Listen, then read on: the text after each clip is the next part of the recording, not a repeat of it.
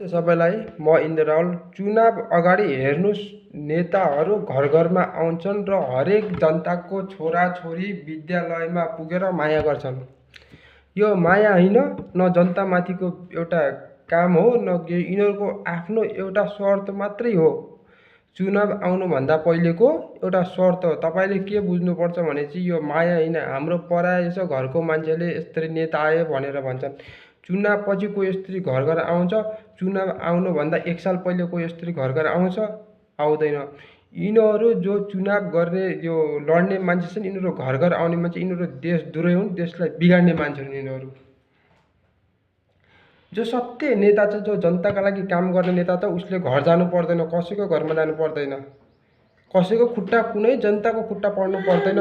उसले आफ्नै काम गर्छ, जो आफूले गर्छ, जनताले उसले विश्वास गर्छ। जसले राम्रो काम गर्छ, म अझै पनि भन्दैछु, जसले राम्रो काम गर्छ नेताले, उसले कसैको घरमा कुनै जनताको खुट्टा ढोक्न जानु पर्दैन।